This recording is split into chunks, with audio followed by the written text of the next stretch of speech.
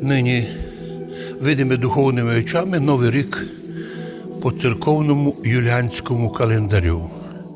Осталося ще один день бути в старому році, і дається нам час подумати, що ми зробили такое добре в новому році, що маємо зробити в новому році, що не довершили у старому році.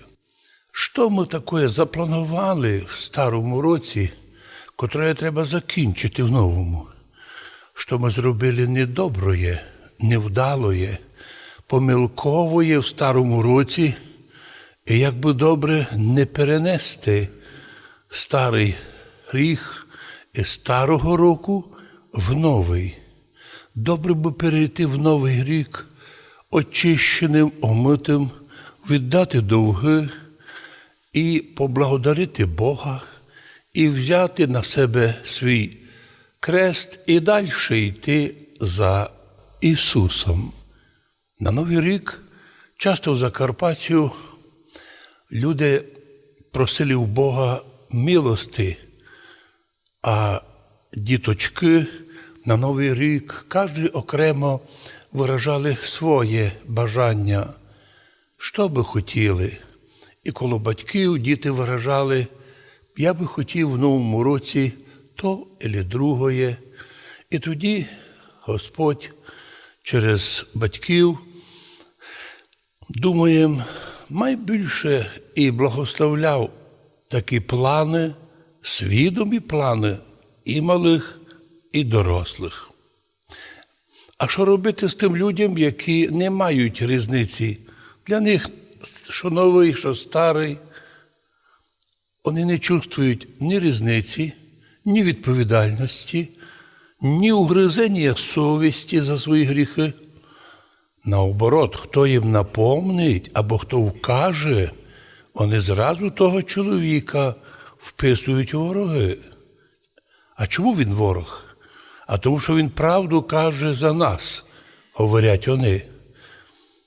Вот почему в всему свете православным христианам весьма трудно найти тот путь, чтобы мы, з одного боку, не угождая людям, угождая Богу, но знайшли оту золоту благодатну середину, де б ми в першу очередь угождали Богу, а потім виконували свої обов'язки громадські або другі на першому місці – служення Богу. І так наші карпатські русини вже 1150 років служать і держаться, більшість із наших людей.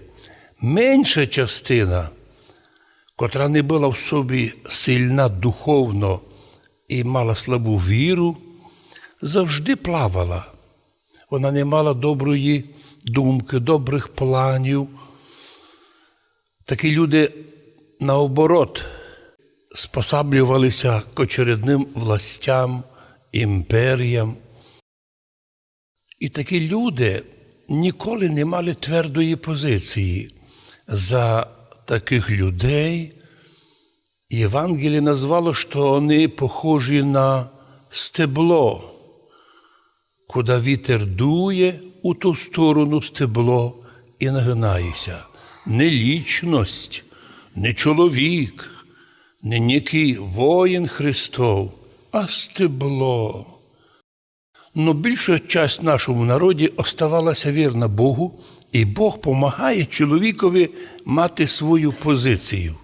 А от частинка людей невіруючих, а вони сиротки, завжди великі герої, підтримуючи чергову владу, чергових чиновників, да чи хваляться вони сьогодні з тими, хто сильний, або хто має владу.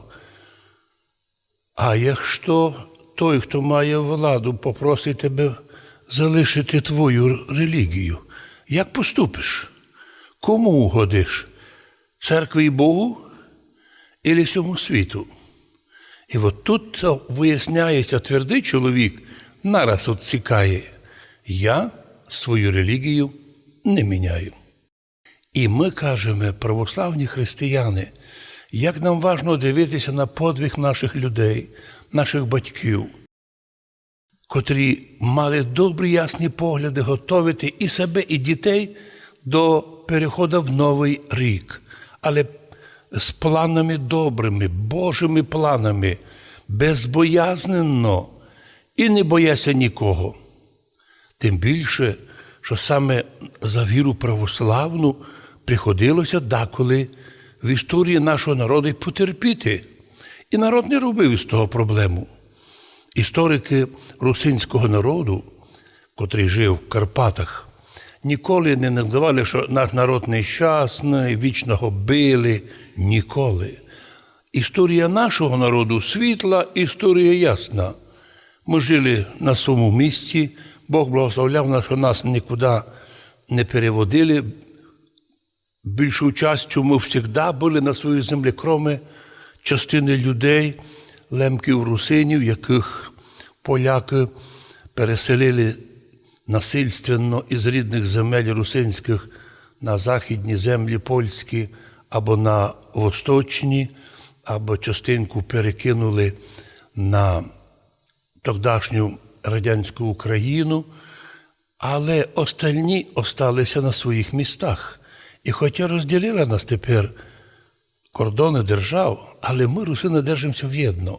Ми розуміємо, що в тому сила і розуміння, що ми дивимося на історію нашого народу і пробуємо повторити подвиг нашого народу, бути християнами, бути вірними Богу, боятися Бога, а Новий рік святкувати не великими пишними гостинами, хоча і гостину наш народ любить організувати і погостити друзів, але на першому місці, Господи, відкрий нам очі, як нам поступати в новому році, як нам поступити, коли у новому році нам предложать путь зайти з дистанції православної і перейти в якийсь тупік. Як поступити? Ми на Закарпатті, в історичній Карпатській Русі, обладає Кирило-Мефодіївським православ'ям, ніколи не требували, щоб нам хтось, особливо із чужинців, котрі прийшли на нашу землю, щоб нас учили вірі. Учіть своїх, а ми научені 1150-літньою історією, красивою історією православ'я. Ведь у наших Карпатських горах нині сотні православних монастирів, особливо наша Карпатська Русь, нинішнє Закарпаття і Мараморош. І там, де православ'я, там монастирі, храми, чудо із чудес. Ми зберегли себе як народ, а тому, стоя перед Новим роком, по нашому, я би назвав, русинському календарьові, вічно молодому, юліанському, ми просимо, Господи, ми, русини, ніколи не були приспособленці, ніколи не міняли свою віру, хіба ж насильно частину загнали, наприклад, в унію. Однако і в унії люди оставалися наші, язик наш, культура наша, служба наша, традиції наші, спів наш, колядки наші, а тому й нині православні і греко-католики практично однаково колядують, но, на жаль, мають різні служби, но і то не мішає нам нині держатися в'єдно, пам'ятаючи, що імперії, границі завжди мінялися і приходили нові люди. Бог знає, що станеться в будущому.